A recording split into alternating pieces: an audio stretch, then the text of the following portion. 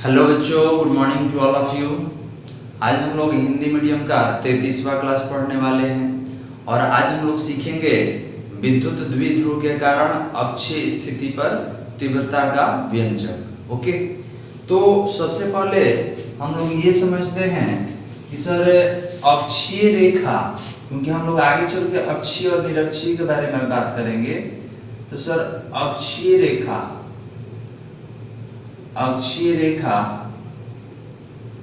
और निरक्षीय रेखा ये क्या होता है, पहले इस पर बात कर लिया जाए कि ये अक्षीय और निरक्षीय रेखा क्या है। तो ध्यान देंगे, हमारे पास दो आवेश है, एक माइनस क्यू एक प्लस क्यू। आवेश का परिमाण समान है और दिशा एक दूसरे के विपरीत है और इनके बीच अत्यंत ही अल्प दूरी है 12। अब बताइए इसको क्या नाम दिया गया है, तो इसको नाम दिया गया है विद्युत द्विध्रुव। क्लियर है? तो अक्षीय रेखा क्या है, तो विद्युत द्विध्रुव को जोड़ने वाली रेखा को अक्षीय रेखा कहते हैं। क्लियर है? या ये भी कह सकते हैं कि विद्युत द्विध्रुव से होकर गुजरने वाली रेखा को अक्षीय रेखा कहा जाता है। इसका अर्थ ये है कि अगर ये मेरा विद्युत द्विध्रुव है, अब इसको थोड़ा ऊपर कर दिया जाए, ये माइनस क्यू और इसको यहाँ पर कर लेते हैं ये प्लस क्यू। क्लियर है? तो हमने क्या बोला, हमने ये बोला कि विद्युत द्विध्रुव से गुजरने वाली रेखा को अक्षीय रेखा कहा जाएगा। क्लियर है? तो ये हो गया हमारा अक्षीय रेखा। अब कभी कभी हम बात करेंगे अक्षीय स्थिति के बारे में। अक्षीय स्थिति और अक्षीय निरक्षीय रेखा और निरक्षीय स्थिति के बारे में। ठीक है, तो ध्यान देंगे, यहां पर हमने बोला कि अक्षीय रेखा क्या है, तो आपके पास दो तरीके का परिभाषा है कि सर विद्युत द्विध्रुव को जोड़ने वाली रेखा को अक्षीय रेखा कहते हैं, या ये भी कह सकते हैं कि विद्युत द्विध्रुव से होकर गुजरने वाली रेखा को अक्षीय रेखा कहा जाता है।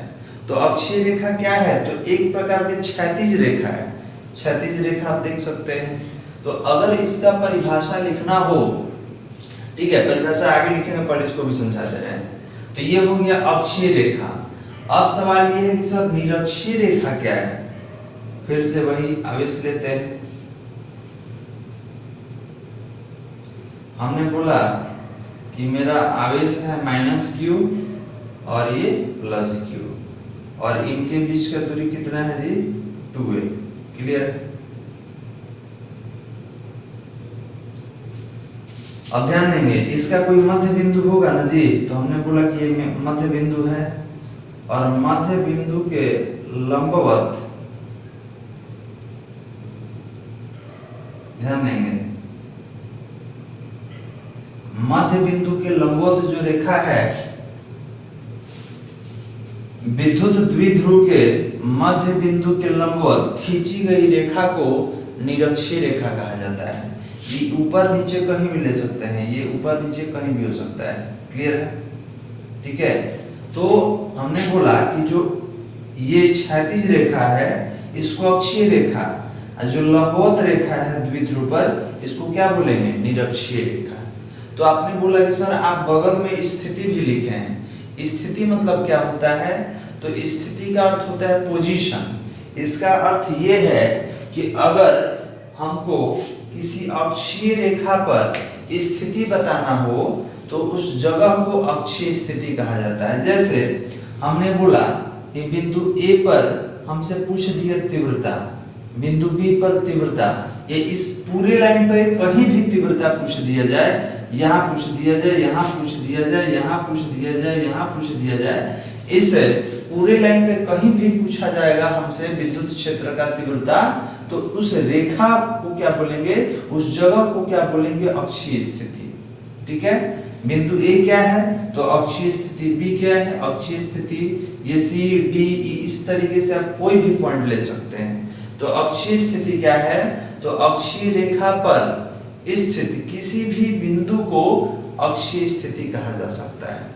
अब सवाल यह है कि सर निरक्षीय रेखा क्या है, तो ध्यान देंगे विद्युत द्विध्रुव के, विद्युत द्विध्रुव है, विद्युत द्विध्रुव के मध्य बिंदु के या मध्य स्थिति के लंबवत गुजरने वाली रेखा को निरक्षीय रेखा कहते हैं।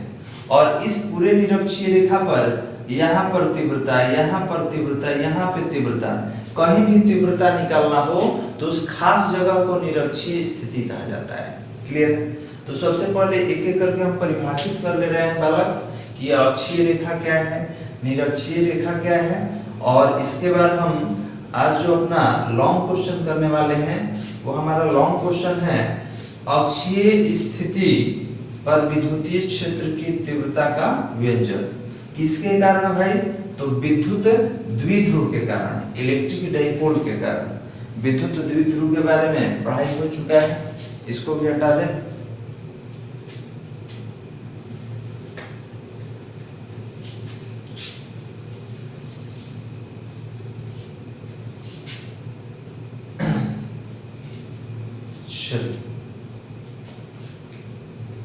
सारा नाम मिटा दिया जाए।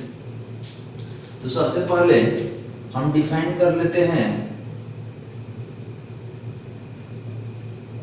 अक्षीय रेखा, इसको इंग्लिश में एक्सियल लाइन कहा जाता है। तो क्या लिखेंगे जी, विद्युत द्विध्रुव को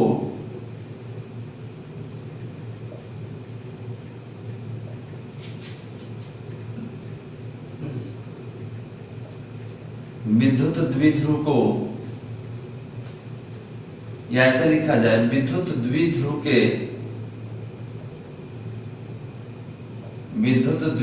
के आवेशों को, विद्युत द्विध्रुव के आवेशों को जोड़ने वाली रेखा को अक्षीय रेखा कहते हैं, अक्षीय रेखा कहते हैं। इसका एक और परिभाषा लिखा जा सकता है जी, या करके एक और परिभाषा लिख सकते हैं, क्या कि विद्युत द्विध्रुव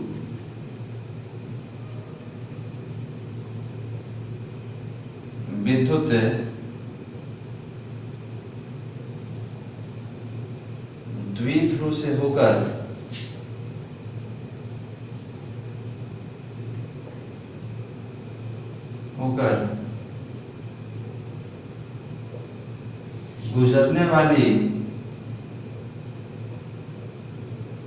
गुजरने वाली रेखा को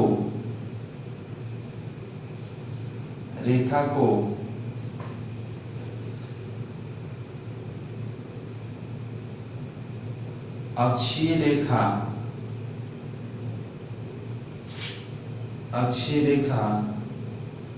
कहा जाता है, अक्षीय रेखा कहा जाता है। तो देखिए दोनों में से कोई मेथड से आप डिफाइन कीजिए, कोई प्रॉब्लम नहीं है। तो सर इस चित्र में अक्षीय रेखा किसको बोलेंगे, तो हमने क्या बोला जी कि जो विद्युत द्विध्रुव से होकर गुजरे, ठीक है, या जो विद्युत द्विध्रुव को जोड़ने वाली रेखा है, इस रेखा को हम लोग क्या बोलते हैं, अक्षीय स्थिति। अब देखिए जो हम इस तरीके का डॉट बना रहे हैं, ये जो लाइन है, इस लाइन को ही हम लोग क्या बोलते हैं, अक्षीय रेखा, अक्षीय रेखा। इसका इंग्लिश में एक और नाम हो जाता है, इसको एंड ऑन पोजीशन कहा जाता है। क्लियर है? तो आप ये डिफाइन कर लेंगे और ये डायग्राम बना लेंगे। इसके बाद हम लोग निरक्षीय रेखा पर आते हैं। हो गया, लिख लीजिए इसको।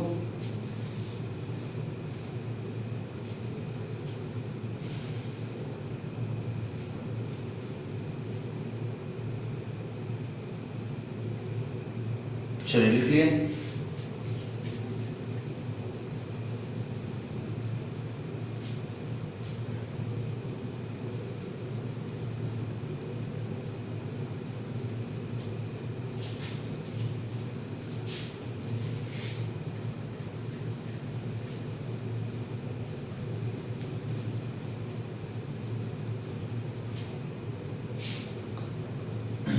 अब आते हैं निरक्षीय रेखा पर।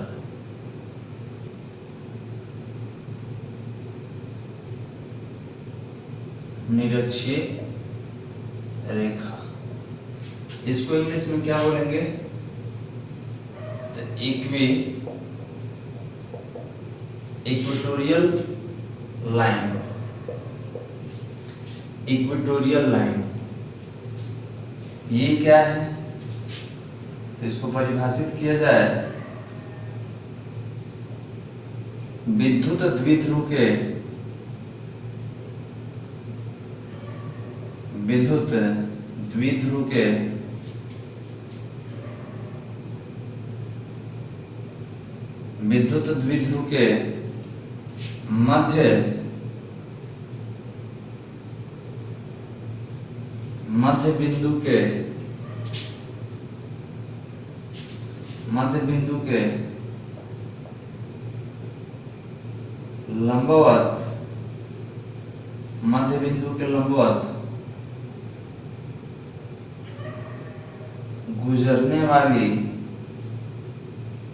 मध्य बिंदु के लंबवत गुजरने वाली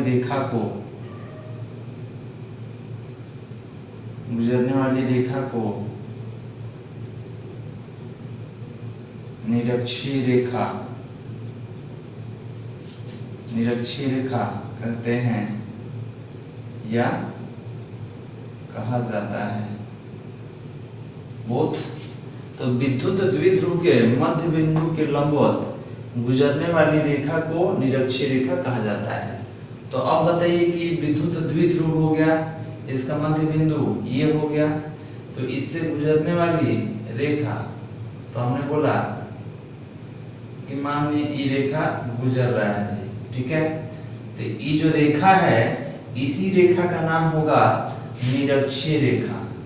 ये जो रेखा है इसका नाम होगा निरक्षीय रेखा। क्लियर है? तो ये बताइए कि अक्षीय रेखा क्या है? तो एक क्षैतिज रेखा है, और निरक्षीय रेखा क्या है? तो एक लंबवत रेखा है। तो ये लंबवत कहाँ होगा? तो विद्युत द्विध्रुव के मध्य बिंदु पर लंबवत होता है, तब जाके आप इसको निरक्षीय बोलिएगा। क्लियर है? तो ये हमारा परिभाषा है और डायग्राम, तो आप बना ले। इसके बाद हम अपने लॉन्ग क्वेश्चन में आएंगे। ओके, चलिए हो गया बालक, हटाया जाए। तो आज सबसे पहले हमने समझा कि सर अक्षीय रेखा क्या है, निरक्षीय रेखा क्या है। क्लियर है? क्योंकि आज हम लोग एक लॉन्ग क्वेश्चन करने वाले हैं जिसका नाम है विद्युत द्विध्रुव के कारण अक्षीय स्थिति में विद्युत क्षेत्र की तीव्रता का व्यंजक। क्लियर है? तो आज जो हमारा टॉपिक है ये एक लॉन्ग क्वेश्चन है। तो हेडिंग देते हैं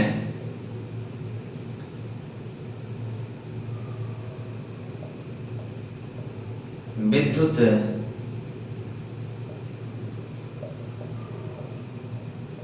द्विध्रुव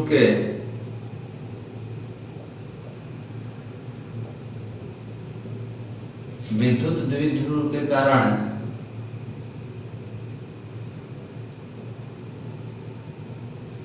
अक्षीय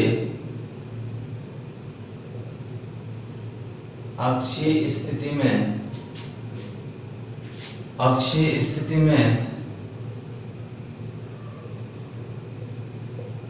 विद्युत क्षेत्र की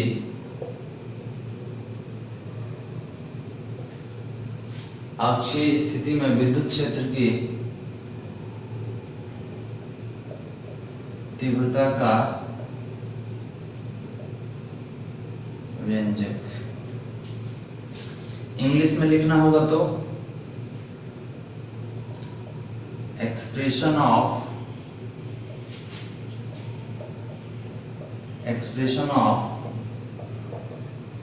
electric field intensity due to electric dipole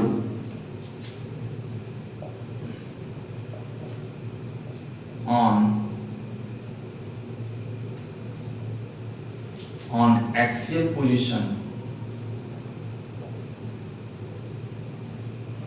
okay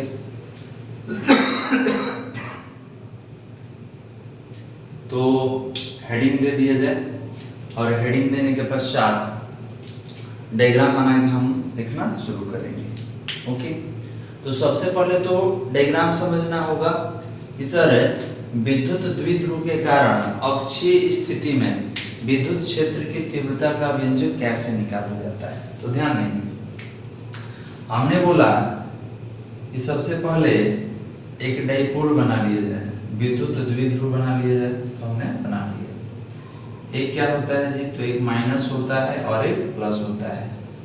ध्यान देंगे, विद्युत द्विध्रुव आवेश का परिमाण समान रहेगा। एक क्यू है तो एक क्यू यहाँ भी है, और इनका जो प्रकृति होता है, जो साइन कन्वेंशन होता है अपोजिट, एक माइनस तो एक प्लस। ओके अब आप जानते हैं कि ये इसका मध्य बिंदु है और यहाँ से ये दूरी कितना होता है जी, L, और इधर का भी दूरी कितना होगा, L। ओके और टोटल डिस्टेंस कितना होता है यहाँ से यहाँ तक, तो टोटल 2। चलिए इसका नाम ले लेते हैं कुछ A, इसका नाम B ले लेते हैं। अब क्या ये तो द्विध्रुव हो गया, इसके कारण कहाँ निकालना है, अक्षीय स्थिति पर। तो अक्षीय स्थिति कहाँ हो सकता है जी, इधर भी हो सकता है और आगे भी हो सकता है। तो यहाँ से हम आगे कोई स्थिति ले रहे हैं। तो हमने बोला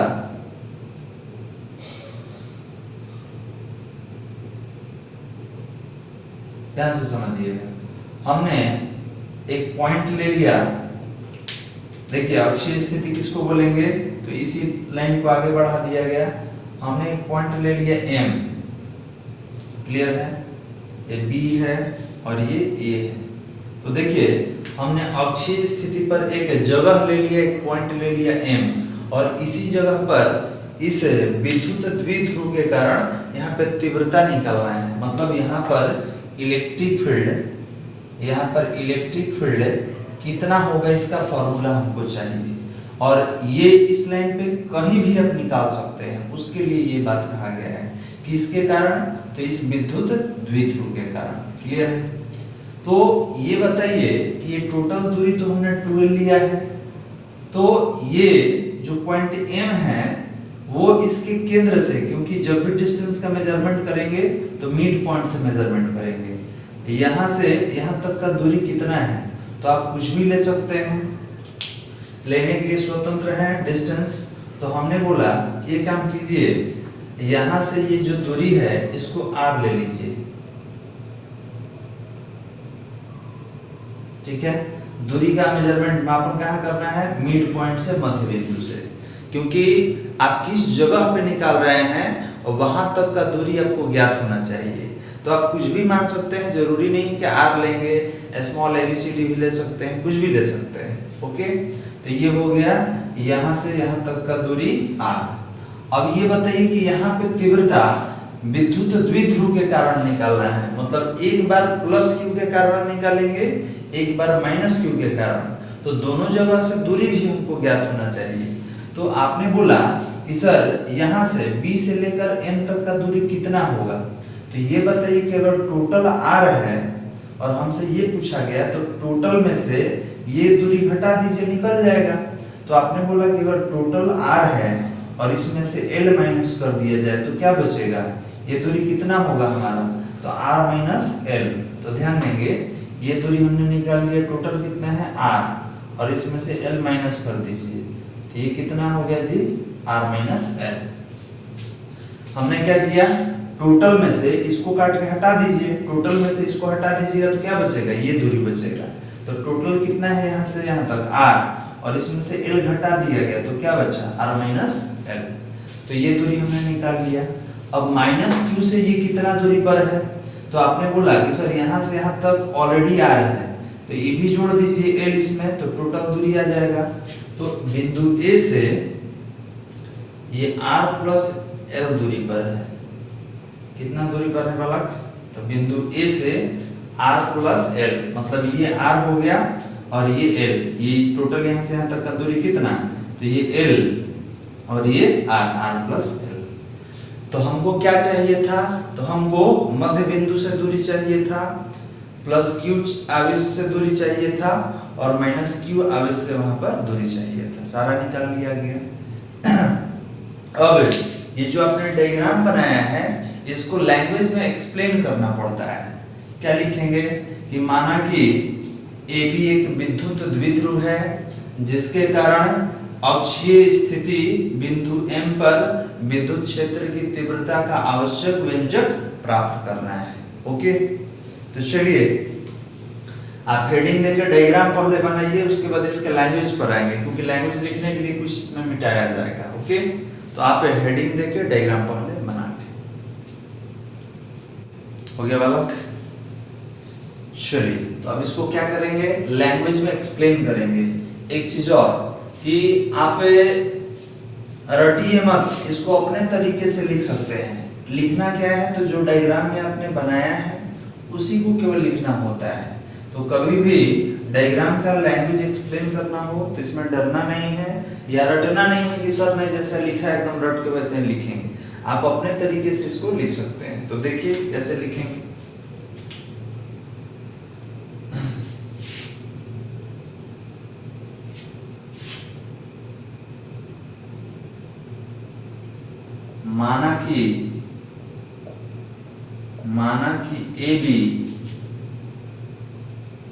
माना कि AB एक विद्युत द्विध्रुव है,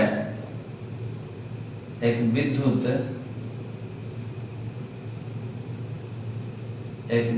द्विध्रुव है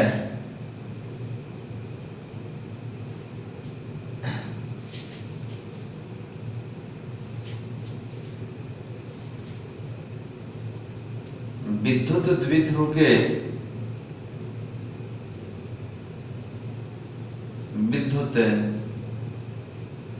द्विध्रुव के मध्य बिंदु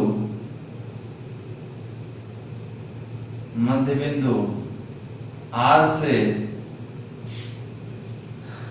मध्य बिंदु कितना है, O है ना जी, मध्य बिंदु O से R दूरी पर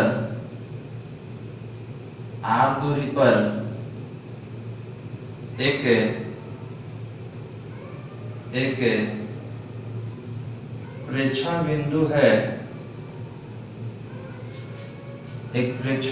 है,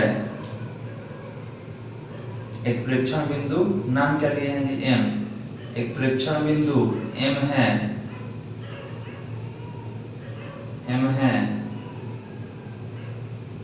जहां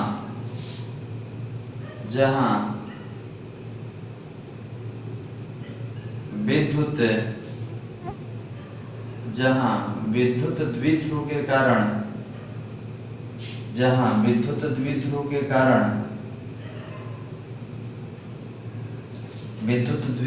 कारण विद्युत क्षेत्र की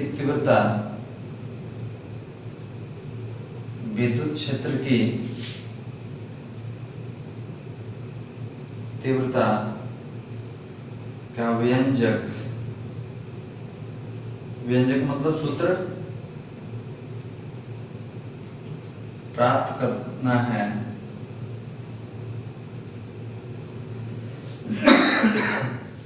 अब ध्यान देंगे, हमने बहुत ही साधारण शब्दों में इसको एक्सप्लेन किया है। क्या लिखा गया है जी, माना कि AB एक विद्युत द्विध्रुव है, विद्युत द्विध्रुव के मध्य बिंदु O से स्मॉल r दूरी पर स्मॉल r दूरी पर एक प्रेक्षण बिंदु m है, जहां विद्युत द्विध्रुव के कारण विद्युत क्षेत्र की तीव्रता का व्यंजक प्राप्त करना है।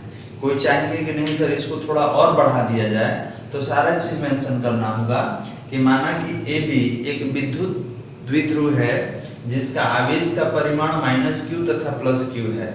विद्युत द्विध्रुव के मध्य बिंदु O से स्मॉल r दूरी पर अक्षीय रेखा पर एक बिंदु M दिया गया है, जहां विद्युत द्विध्रुव के कारण विद्युत क्षेत्र की तीव्रता का व्यंजक प्राप्त करना है। क्लियर है? धनात्मक आवेश से प्रेक्षण बिंदु का दूरी r-l है और ऋणात्मक आवेश से प्रेक्षण बिंदु का दूरी r+l है। और इसके बाद हम लोग आगे बढ़ेंगे। तो लैंग्वेज ज्यादा और कम आप डायग्राम के हिसाब से कर सकते हैं, लेकिन इतना आपको लिखना ही है।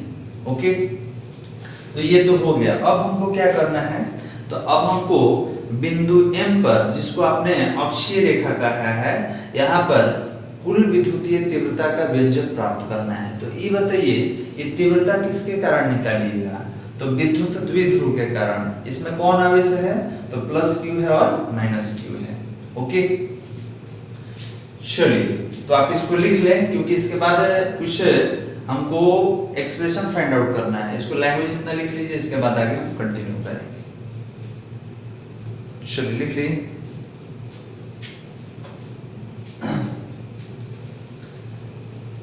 तो लैंग्वेज हमने लिख लिया। अब आते हैं कि सर कैसे निकाला जाएगा। How can we find electric field intensity due to electric dipole on axial position. अक्षीय स्थिति पर किस प्रकार से हम निकालेंगे, तो ध्यान देंगे। तो सबसे पहले नजदीक कौन है जी, +q। तो यहां हमने लिखा +q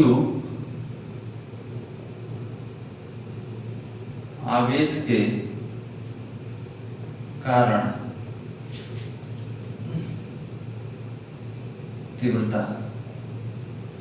अब बताइए, +q आवेश के कारण तीव्रता है, तो एक एक करके यहाँ पे हम लिखते हैं। हमने बोला कि इसके कारण, तो इसको नाम दे दीजिए E +q। तो +q आवेश के कारण तीव्रता कितना होगा, फॉर्मूला कितना पढ़े हैं, विद्युत क्षेत्र की तीव्रता, तो 1/4πε0 q1 × q2/r²। तो ये किसमें होता है, ध्यान देंगे। विद्युत क्षेत्र की तीव्रता का फॉर्मूला क्या पढ़े हैं जी, 1/4πε0 और q/r²। q1 × q2 किसमें होता है, बल में होता है। तो q/r², ये q किसको लेते हैं, तो जिसके कारण निकालना होता है, और ये r क्या होता है, दूरी। तो अब ये बताइए, यहाँ पर आवेश कौन है मेरा, ये -q, ये +q है, तो यहाँ परिमाण लेना पड़ता है, हमने q लिया। अब यहाँ से यहाँ तक का दूरी, क्योंकि +q आवेश के कारण निकाल रहे हैं, तो B से लेके M तक का दूरी कितना है जी हमारा, तो आपने बोला r-l का स्क्वायर। ओके, ये कितना हो गया, r-l का स्क्वायर। इसको ले लिया हमने। इसके बाद क्या किया जाए, -q आवेश के कारण, -q आवेश के कारण तीव्रता। तो इसको इलेक्ट्रिक फील्ड किसके कारण, तो -q। अच्छा ये बताइए कि इसको k भी बोलते हैं ना जी, देखिए यहाँ पे बढ़ा दे रहे हैं।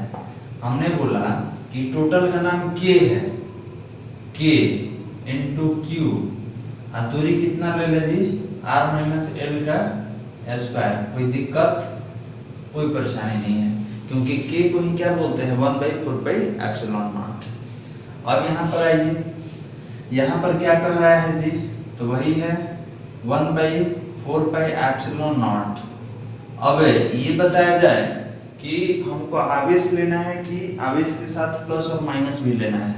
तो तीव्रता में हम लोग पढ़ चुके हैं कि आवेश का परिमाण लेते हैं हम लोग।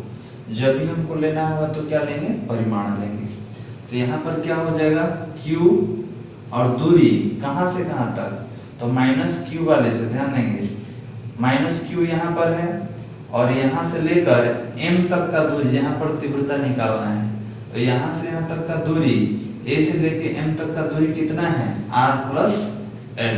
तो ये हो गया r प्लस l का होल स्क्वायर। समझ गया ना जी बालक, इसको ठीक से कर लेते हैं हम लोग। तो यहाँ पर दूरी देखना होगा कि कहां से कहां तक लेना है, तो माइनस क्यू आवेश से लेकर यहाँ E तक जहां बिंदु M है वहां तक निकालना है, तो A से लेकर M तक का दूरी r प्लस l। तो r प्लस l का ये क्या हो गया, स्क्वायर हो गया। हमने बोला कि इसको ऐसे लिख सकते हैं E माइनस क्यू और ई टोटल का वैल्यू कितना होता है, k होता है, q और दूरी कितना है जी, r प्लस l का स्क्वायर। ठीक है, तो इसको समीकरण 1 दे दीजिए और इसको समीकरण 2 दे देंगे। ये क्या निकाल लिए, तो ये विद्युत क्षेत्र का तीव्रता हो गया किसके कारण, तो एक निकाल लिए धन आवेश के कारण, एक निकाल लिए ऋण आवेश के कारण। अब टोटल कैसे निकाला जाता है, ठीक है, तो याद कीजिए आपको पढ़ाया जा चुका है। एक डायग्राम और खींचते हैं। हमको E पॉइंट पे तीव्रता पूछा है जी, कि sir E minus Q plus Q, यहाँ बिंदु M है, ये A हो गया, ये B हो गया, ये प्लस क्यू, ये माइनस क्यू, हमको तीव्रता चाहिए। तो ये बताइए कि यहाँ पर परीक्षण आवेश रखते हैं, वो भी धनात्मक, तो प्लस वाला उस पर क्या करता है, तो बल लगाता है और धक्का देता है। तो इधर जो गया है इसका नाम क्या हो गया, E प्लस क्यू। ठीक है, हम इस पे एरो क्यों नहीं दिए हैं, क्योंकि एरो देने के बाद इसको सदिश में लिखना पड़ेगा, हमको अभी परिमाण चाहिए। ये सदिश राशि है, इसके ऊपर हमेशा एरो होता है, लेकिन यहाँ पर क्यों नहीं दिया गया, क्योंकि अभी हमको परिमाण का प्रयोग करना है। ध्यान देंगे, तो ये प्लस के कारण इसका तीव्रता किधर लगेगा, उधर की ओर, और ये माइनस वाला क्या करेगा जी, माइनस वाला, क्योंकि यहाँ पे कौन सा चार्ज होता है, तो यहाँ पर टेस्ट चार्ज होता है, और ये टेस्ट चार्ज कैसा होगा, धनावेशी तो होता है, तो प्लस प्लस धक्का देके इधर कर दिया, और माइनस वाला इसको क्या करेगा, अपनी ओर खींचेगा इधर, तो ये हो जाएगा E माइनस क्यू। अब ये बताइए, ये बताया जाए कि एक उधर लगा एक इधर लगा, तो विद्युत क्षेत्र की तीव्रता निकालने के लिए आपको बताया गया है, इस स्थिति में क्या करते हैं, माइनस कर देते हैं। क्लियर है, तो आपने बोला कि सर इसको माइनस कर दीजिए, तो अब सवाल ये है कि किसमें से किसको माइनस किया जाए, ज्यादा में से कम को माइनस किया जाए, तो कैसे पहचानेंगे कौन ज्यादा है कौन कम है, तो ये बताइए कि इस जगह पर कौन ज्यादा बल लगा पाएगा, ये प्लस क्यू की माइनस क्यू। क्लियर है, तो आप बोलेंगे कि सर प्लस क्यू नजदीक है और माइनस क्यू दूर है, तो ई सबसे ज्यादा यहाँ पर बल लगाएगा, इसका मतलब कि इसका तीव्रता अधिक होगा और इसका तीव्रता कम, तो इसका तीव्रता का नाम क्या है, E प्लस क्यू, और इसका तीव्रता का नाम क्या है, E माइनस क्यू। तो ज्यादा में से कम को घटा दीजिए, तो यहाँ लिखेंगे विद्युत क्षेत्र की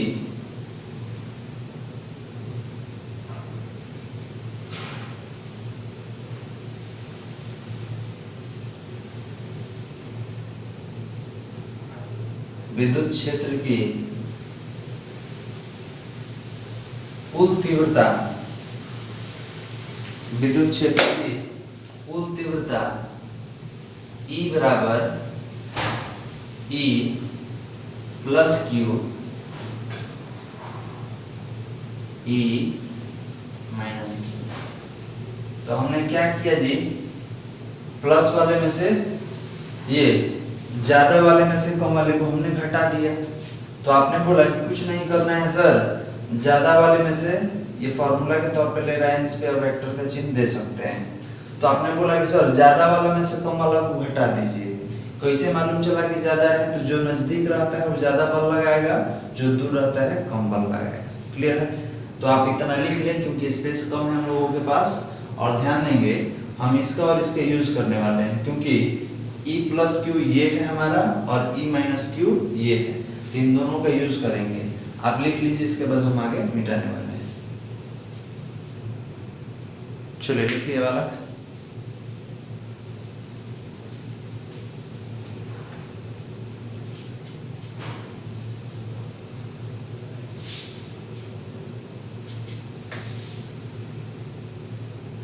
देखिए जितना का यूज अभी हमने उतना इरेज कर दिया है, आगे जरूरत के हिसाब से इरेज किया जाएगा। तो हमने क्या बोला कि हमको टोटल तीव्रता चाहिए, तो E equal to plus Q वाला कितना है, तो आपने बोला कि sir K Q by R minus L का होल स्क्वायर माइनस वाला कितना है, तो माइनस वाला ये है के इंटू क्यू और आर प्लस एल का होल स्क्वायर। अब देखिए आपको समझाने के लिए यहाँ पर एरो दिए हैं, क्योंकि हमको परिमाण यूज करना है, ठीक है। एरो इस पे अभी नहीं देंगे, आपको समझाने के लिए दिए हैं कि सदिश राशि होता है, क्योंकि बहुत सारे बच्चों के दिमाग में अक्सर सदिश है तो तीर क्यों नहीं दिए, तो जब तीर दीजिएगा तो वहाँ पर कैप के फॉर्म में लेके चलना पड़ेगा, ठीक है, सदिश के रूप में। तो अभी हमको परिमाण ज्ञात करना है और फॉर्मूला बनाना है, तो इसीलिए तीर यहाँ पे दिए हैं लेकिन वहाँ पर नहीं दिए हैं, तो हमने यहाँ भी हटा दिया, कोई दिक्कत नहीं। अगर कोई सोचेगा कि सर यहाँ पे दे सकते हैं कि नहीं, तो बिल्कुल दे सकते हैं, कोई दिक्कत नहीं है, लेकिन यहाँ पर हटा दीजिएगा। तो हमने क्या बोला, ये प्लस वाला हो गया, ये माइनस वाला हो गया। अब क्या करना है, तो आपने बोला कि सर के और क्यू दोनों में कॉमन है, तो इसको बाहर निकाल लिया जाए। अंदर क्या बचेगा, तो अंदर बचेगा 1 बाई आर माइनस एल का होल स्क्वायर और यहाँ पर 1 बाई आर प्लस 1 का होल स्क्वायर। देखिए कॉमन समझ में आता है ना, के और क्यू इससे भी बाहर हो गया और के क्यू इससे भी बाहर हो गया। कॉमन उसी को निकाला जाता है जो सभी पद में हो। ये बताइए कि दोनों बाहर आ गया, अगर इसको बाहर निकाल लीजिएगा तो 1 बटा में इतना बचेगा और माइनस का चिन्ह, और ये बाहर चला गया तो कितना बचेगा, आर प्लस 1 का होल स्क्वायर। ओके, अब आता है E equal to K into Q. ये बताइए कि इसका और इसका एलसीएम कितना होगा, तो आपने बोला सर ये इधर आ जाएगा, ये उधर चला जाएगा, ये हो जाएगा आर प्लस एल का whole square minus R minus L का होल स्क्वायर। एलसीएम जैसा बना रहा है, जैसे भिन्न प्रकार जोड़ घटाव बनाते हैं ना जी, तो ये घटाव है। ई दोनों का एलसीएम कितना होगा, तो ये हो जाएगा R square minus L square का होल स्क्वायर। देखिए A plus B A minus B सीखे हैं ना जी, A square minus B square होता है, और ए माइनस बी का स्क्वायर, ए प्लस बी का स्क्वायर क्या होगा, A square minus B square का होल स्क्वायर। ये गणित का सूत्र है। अब करना क्या है, यहाँ से करना क्या है, तो ब्रैकेट हटाइए, a माइनस बी और a प्लस बी का होल स्क्वायर पे तोड़िए इन सभी को और हल कीजिए। अब ये टोटल कैलकुलेशन है, यहाँ से हमको केवल कैलकुलेशन करना है। क्या किया जाए, तो k इंटू क्यू। चलिए इसको पहले a प्लस बी का होल स्क्वायर पे तोड़ते हैं, तो a square plus B square plus 2ab, ठीक है, माइनस। अब देखिए जिसके आगे माइनस रहे, ठीक है, उसको ब्रैकेट में ही रखना पड़ता है, क्योंकि अंदर का चिन्ह बदल जाता है। ये a square B square minus 2ab, okay, और नीचे क्या है हमारा, R square minus L square का होल स्क्वायर। अब क्या करेंगे, ब्रैकेट ओपन कर देंगे, तो E equal to K into Q, bracket open कीजिए, तो R square plus L square plus 2RL minus R square. देखिए प्लस माइनस प्लस इस तरीके से, तो minus plus minus plus minus L square और माइनस माइनस प्लस 2RL, और नीचे कितना, तो वही अपना R square minus L square का होल स्क्वायर। कैंसिल हो रहा है जी कुछ टर्म, बिल्कुल। कौन सा टर्म कैंसिल हुआ, तो सर आर स्क्वायर से आर स्क्वायर, एल स्क्वायर से एल स्क्वायर, कितना बचा हमारे पास? तो E equal to K into Q और 2RL कितना हो गया? 4RL और divided by R square minus L square का होल स्क्वायर। ओके, अब ये बताइए कि जो 4RL है, ध्यान देंगे इधर, जो 4RL आपने जो लिखा है इसको हम लोग इस तरीके से लिख सकते हैं जी। देखिए तो 2 इंटू 12 इंटू आर, देखो तो कोई दिक्कत है जी? इस तरीके से लिख देंगे क्योंकि 2 दूना 4, RL बिल्कुल वही है वो। तो सबसे पहले यहाँ पर K लिख देते हैं जी, इसके बाद Q लिख देते हैं, उसके बाद 12 लिख देते हैं, उसके बाद 2R लिख देते हैं और नीचे कितना है हमारा? तो नीचे है R square minus L square का होल स्क्वायर। ध्यान से देखिएगा, ये सब गुना करने पे इतना आना चाहिए। ये K हो गया, ये Q हो गया और ये 4RL को कैसे तोड़ दिए? तो 2 दूना 4 होता है ना जी, तो 12 इंटू 2R, जैसे कि वहां पे तोड़ा गया है। अब ये बताइए कि हम लोग अभी पढ़े थे कि P बराबर कितना होता है? Q इंटू 12, याद है? P बराबर कितना होता है? Q into 12। तो इसका मतलब कि सर इसमें Q इंटू 12 को किससे हटाना है? P से हटाना है। तो ध्यान देंगे कि जब P पर तीर दीजिएगा तो E पर भी देना पड़ेगा। अभी तो हम परिमाण के पद में ले रहे हैं, आगे चल के अंतिम पद में डायरेक्ट तीर लगा सकते हैं, यूज कर सकते हैं। ओके, तो देखिए इसको कैसे हटाया जाएगा। तो ये हो गया E equal to K into Q into 12 की जगह पर क्या हो जाएगा? P इंटू 2R और divided by R square minus L square का होल स्क्वायर। ओके, चलिए अब यहाँ पे एक टर्म हमको समझना है। पहले आप इतना लिख लीजिए क्योंकि इरेज करके हमको ऊपर बनाना होगा। इरेज करने से पहले आपको समझाया जाएगा कि इसमें किस पद को हटाना है। तो आप इसको पहले लिख ले, इसके बाद आगे कंटिन्यू करेंगे। चलिए हो गया बालक, अब ऊपर से कुछ इरेज करेंगे।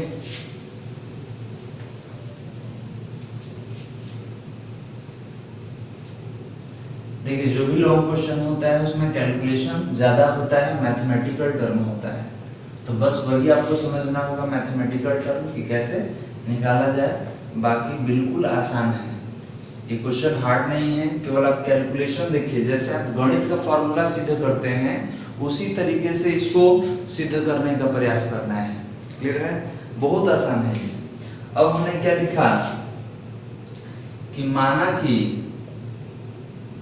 माना कि R का जो वैल्यू है ये बहुत बड़ा है L से, अतः L का मान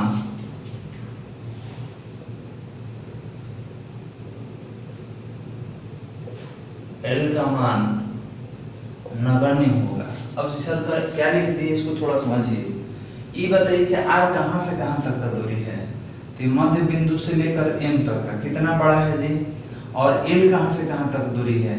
तो सर जो भी द्विध्रुव है इसका एक भाग का दूरी है। तो अब खुद डायग्राम देख के बताइए कि R बड़ा है कि L बड़ा है? तो आपने बोला कि सर R बड़ा है, क्योंकि ये देखिए डाइपोल होता क्या है, तो इतना बड़ा बना दिए लेकिन बहुत छोटा दूरी होता है जिसका नाम अल्प दूरी है। जैसे आप पढ़े हैं कि NaCl, तो NaCl कैसे टूटता है? Na प्लस और Cl माइनस में। मतलब अगर ये N का गोला है और इस Cl का गोला है तो देखिए E दूरी होता है जी। आपने बोला कि सर ये Na प्लस है, ये Cl माइनस, इसको पोलर मॉलिक्यूल्स ध्रुवीय अणु कहा जाता है। तो अब बताइए कि अगर इसका ये 0 हो गया मिलान बिंदु, तो E दूरी L और E दूरी L, तो टोटल कितना हो गया 2L। तो ये जो मॉलिक्यूलर डिस्टेंस होता है बहुत ही छोटा होता है जिसको फर्मी में मेजर किया जाता है। आप पढ़िएगा केमिस्ट्री वगैरह, मालूम चलेगा कि ये जो मॉलिक्यूलर डिस्टेंस होता है बहुत ही छोटा होता है और ये जो दूरी होता है बहुत बड़ा है क्योंकि सेंटीमीटर में होता है, तो हम कह सकते हैं कि सर L का जो वैल्यू होता है इस R की तुलना में बहुत ही कम होता है। तो जब वैल्यू बहुत ही कम हो जाए तो उसको क्या मान लेते हैं, ना के बराबर, क्लियर है, नगण्य मान लेते हैं। अब नगण्य मान लीजिएगा, इसका अर्थ क्या है कि L का वैल्यू कितना पुट करेंगे जी, 0 पुट कर देंगे। नगण्य है, इसका अर्थ क्या है, तो आपने बोला इसका अर्थ यही है कि L का वैल्यू कितना ले लीजिए, 0 ले लीजिए। अब रखिए E बराबर कितना जी, K into 2P into R। अब 2 गुना में है तो किसी के साथ रखेंगे, कोई परेशानी नहीं है। R स्क्वायर, आई जब 0 है तो 0 का स्क्वायर कितना होगा, 0 ही होगा ना जी, स्क्वायर। अब आइए K into 2P into R, ये तो 0 हो गया, तो R का स्क्वायर कितना होगा, R का पावर 4। कुछ कट रहा है बालक, तो बिल्कुल कट रहा है, किसके साथ कटेगा, तो ये R का पावर 4 R से कटेगा, तो कितना बच गया, तो आपने बोला कि K इंटू 2P और नीचे R क्यूब। ओके, अब आइए, बहुत ही आसान है और आपके एग्जाम के लिए बहुत ही इंपॉर्टेंट, इसको एकदम ध्यान से बनाना है क्योंकि एक मेथड आप सीख गए तो अक्षीय हो या निरक्षीय आप किसी के लिए निकाल सकते हैं। अब देखिए, अब सदिश, अब यहाँ पे लास्ट में आप 3 रख सकते हैं, तो हमने बोला इस सदिश के रूप में लिया जाए, कितना है, K 2P बटा में R क्यूब। एक तो ये हो गया, दूसरा ये बताइए कि K का वैल्यू कितना होता है, 1/4 पाई एप्सिलॉन नॉट, और ये कितना हो गया जी, 2P बाई R क्यूब हो गया। यही तो है आपका सूत्र। तो 2 समीकरण पहले निकाल चुके हैं, ये तीसरा समीकरण हो गया। तो ये बताइए कि विद्युत द्विध्रुव के कारण अक्षीय स्थिति पर विद्युत क्षेत्र का तीव्रता कितना आया, तो 1/4 pi epsilon not 2P by R cube या K into 2P by R cube. Okay, तो ध्यान देंगे जब परिमाण, जब आपको बनाना होगा क्वेश्चंस वगैरह में, तो तीर हटा दीजिएगा। क्यों, क्योंकि हम लोग परिमाण के रूप में ही कोई रिजल्ट निकालते हैं, परिमाण के रूप में ही संख्या व्यक्त करते हैं, ठीक है। और ऐसे ये कौन सा राशि है, सदिश राशि, तो आपको पहचानने के लिए इस पे एरो दिया गया है। तो यही सूत्र है, एकदम सूत्र याद रखना है, कुछ याद रहे या ना रहे, जब तक सूत्र याद नहीं रहेगा आप बहुत सारा ऑब्जेक्टिव भी छोड़ सकते हैं और बहुत सारा शॉर्ट क्वेश्चन या लॉन्ग क्वेश्चन भी छोड़ सकते हैं। तो इसलिए आप कम से कम सूत्र याद रखें, डेरिवेशन याद रखिएगा तो आपके लिए बहुत बेहतर है। अब यहाँ पे ये बताइए कि सर तीव्रता का, ठीक है, तीव्रता का और दूरी के साथ कैसा संबंध है, तो आपने बोला कि सर E और R क्यूब के साथ व्युत्क्रमानुपाती का संबंध है, ठीक है, और वो भी कैसा, तो R क्यूब। तो यहाँ से एक रिलेशन, एक नोट बताने वाले हैं जो कि आपके एग्जाम के लिए बहुत ही इंपॉर्टेंट है। ओके, तो सबसे पहले एक लाइन लिख के समाप्त किया जाए, लिखेंगे समीकरण 3 विद्युत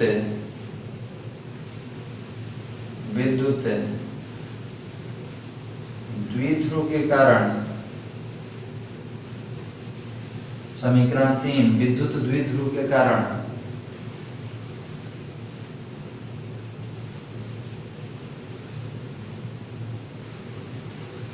अक्षीय स्थिति में विद्युत क्षेत्र की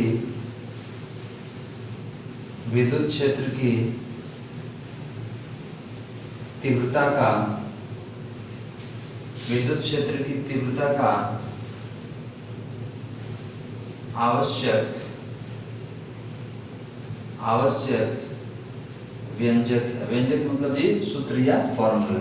ओके, तो this formula is very important for objective purpose, क्योंकि बहुत सारा ऑब्जेक्टिव क्वेश्चन इससे निकलता है। तो इसको लिख लें, इसके बाद हम अगले नोट बनाते हैं। चलिए लिख लिया बालक, आगे बढ़ा जाए। अब यहाँ से एक नोट बताने वाले हैं जो ऑब्जेक्टिव क्वेश्चन में बहुत बार पूछा गया है।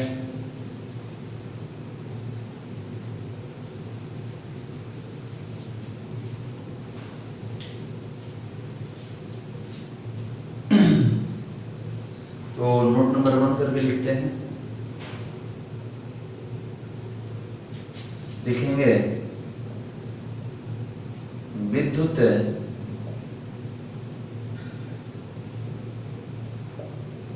द्विध्रुव के कारण विद्युत द्विध्रुव के कारण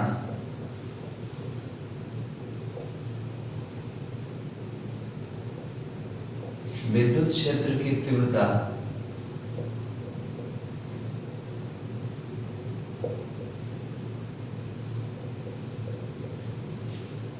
विद्युत क्षेत्र की तीव्रता काफी तेजी से घटती है,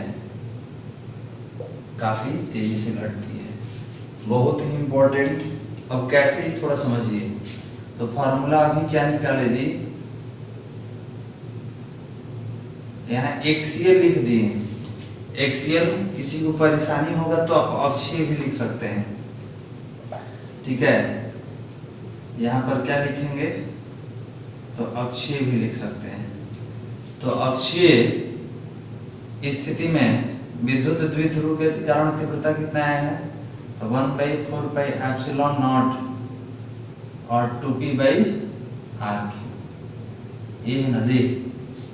तब इसमें से E और R में कैसे संबंध है, तो आपने बोला कि E व्युत्क्रमानुपाती 1/r3।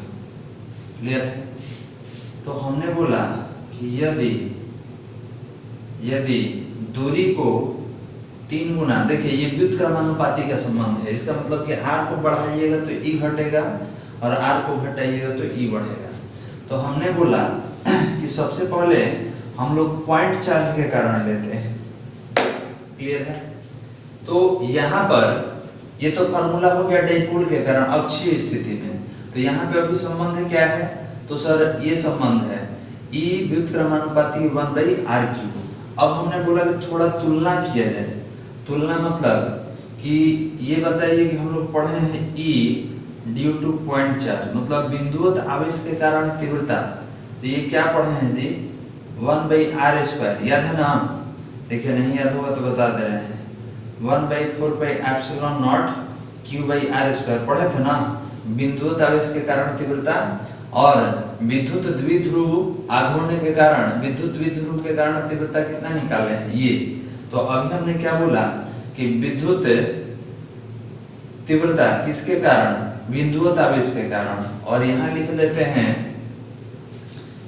विद्युत तीव्रता किसके कारण, तो एक्सियल, इंग्लिश में देखिए अक्षीय लिखे हैं। यहाँ पर कैसा संबंध है जी तो 1/r3।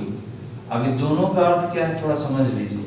ये विद्युत द्विध्रुव के कारण अक्षीय स्थिति के साथ संबंध है, ये बिंदुवत आवेश के कारण दूरी के साथ संबंध है, ठीक है। बिंदुवत आवेश के कारण तीव्रता, ये विद्युत द्विध्रुव आघूर्ण के कारण तीव्रता। तो इसके साथ व्युत्क्रमानुपाती का संबंध है, इसके साथ भी व्युत्क्रमानुपाती का संबंध है, लेकिन इसके साथ स्क्वायर है, यहाँ पर q है। अब एकदम ध्यान से देखिएगा, हमने बोला कि यदि विद्युत क्षेत्र का तीव्रता बिंदुवत आवेश के कारण अगर दूरी को 3 गुना बढ़ा दिया जाए, ठीक है, इस कंडीशन में कि अगर दूरी को 3 गुना बढ़ा दें तो तीव्रता बढ़ेगा कि घटेगा। तो आपने बोला कि सर दोनों में उल्टा रिलेशन है, ये बढ़ेगा तो ये घटेगा, तो घटेगा तो तीर तो नीचे हो गया। अब कितना गुना घटेगा तो देखिए r का स्क्वायर है, तो 3 का स्क्वायर कितना होता है 9। ओके, तो हमने क्या बोला जी कि दूरी को अगर 3 गुना बढ़ा दिया गया, यहाँ पे टाइम्स लिख दीजिए या 3 गुना लिख दीजिए कि अगर दूरी को सर 3 गुना बढ़ा दीजिएगा, बढ़ने वाले के लिए तीर ऊपर, तो दूरी को अगर 3 गुना बढ़ा दीजिएगा तो बिंदुवत आवेश के कारण तीव्रता मतलब E यहाँ पे पॉइंट लिख देते हैं और बेहतर रहेगा। तो 3 का स्क्वायर कितना होता है 9। तो आप बोलेंगे कि सर अगर दूरी को 3 गुना बढ़ाइएगा तो बिंदुवत आवेश के कारण तीव्रता 9 गुना कम हो जाएगा। क्लियर है? तो ये क्या था? तो ये बिंदुवत आवेश के कारण तीव्रता था, ये विद्युत द्विध्रुव के कारण तीव्रता है। अब इधर आइए, तो आपने बोला सर विद्युत द्विध्रुव के कारण तीव्रता वो भी कौन सी स्थिति में? अक्षीय स्थिति में। तो यहाँ भी क्या करेंगे? हमने बोला कि यहाँ भी जो दूरी है इसको 3 गुना बढ़ा दिया जाए। ठीक है, 3 गुना बढ़ा दिया जाए। तो अब बताइए अक्षीय स्थिति के कारण, अक्षीय मतलब एक्सियल, इसके कारण तीव्रता कितना गुना घटेगा? ये तो जाहिर है कि सर ये नीचे है ये ऊपर, मतलब व्युत्क्रमानुपाती का संबंध है। तो यहाँ पर तीव्रता घटना ही घटना है, लेकिन कितना गुना? तो यहाँ पर 3 का स्क्वायर कितना हुआ था 9 और यहाँ पर क्यूब है तो 3 का क्यूब कितना होता है 27। अब बताइए कि बिंदुवत आवेश के कारण तीव्रता ज्यादा घटता है कि विद्युत द्विध्रुव के कारण अक्षीय स्थिति पर तीव्रता ज्यादा घटता है? तो आप बोलेंगे कि सर विद्युत द्विध्रुव के कारण तीव्रता अधिक घट रहा है किसकी तुलना में? तो बिंदुवत आवेश के कारण तुलना में। क्लियर है? तो आप बोलेंगे कि सर अक्षीय स्थिति में विद्युत क्षेत्र का तीव्रता जो है वो बहुत अधिक तेजी से घटता है। वही हमने लिखा है कि विद्युत द्विध्रुव के कारण विद्युत क्षेत्र की तीव्रता काफी तेजी से घटता है। तो ये किसके कारण निकाला गया है? विद्युत द्विध्रुव के कारण। और ये किसके कारण निकाला गया है? तो ये बिंदुवत आवेश के कारण। तो ये बताइए बिंदुवत आवेश के कारण तीव्रता कितना गुना कम हुआ? यहाँ पर 9 गुना और यहाँ पर कितना गुना कम हुआ? 27 गुना। जबकि दूरी कितना है? दोनों को बराबर दूरी से अलग किया गया है। ये भी 3 गुना बढ़ाया गया दूरी और ये भी 3 गुना बढ़ाया गया। स्पष्ट है जो हमने बोला? तो ये बार बार इस पे फोकस कर रहे हैं इसलिए क्योंकि आपके ऑब्जेक्टिव के लिए बहुत जरूरी है। ये दूरी चेंज कर देगा, 2 लिख देगा, 4 लिख देगा, 5 लिख देगा। तो आपको ये कहना है कि सर ये संबंध है बिंदुवत आवेश और दूरी में, और ये संबंध है अक्षीय स्थिति मतलब विद्युत द्विध्रुव में और दूरी में। तो आप बोलेंगे कि बिंदुवत आवेश के कारण तीव्रता जो है घटता है, लेकिन कितना टाइम्स? तो स्क्वायर टाइम्स मतलब दुगना। क्लियर है? लेकिन विद्युत द्विध्रुव के कारण जो घटेगा वो क्यूब होता है, मतलब उसका 3rd टाइम्स। कैसे? 3 गुने 3 गुने 3 कीजिएगा तो कितना होगा? 27। तो अब बताइए काफी तेजी से कहाँ घटा? विद्युत द्विध्रुव के कारण कि बिंदुवत आवेश के कारण? तो हमेशा याद रखेंगे कि विद्युत द्विध्रुव के कारण विद्युत क्षेत्र की तीव्रता काफी तेजी से घटती है। ओके, तो ये आज का हमारा क्लास था और ये जो आपने अभी लिखा ये लॉन्ग क्वेश्चन में पूछा जाता है। नोट जो बताए गए हैं आपके ऑब्जेक्टिव के लिए और कॉम्पिटिटिव एग्जाम में जो आप बैठेंगे उसके लिए काफी महत्वपूर्ण है। ओके, तो आगे आने वाले क्लास में निरक्षीय स्थिति में हम लोग तीव्रता निकालेंगे और बहुत सारे क्वेश्चन का प्रैक्टिस करेंगे। तो आज के लिए इतना काफी।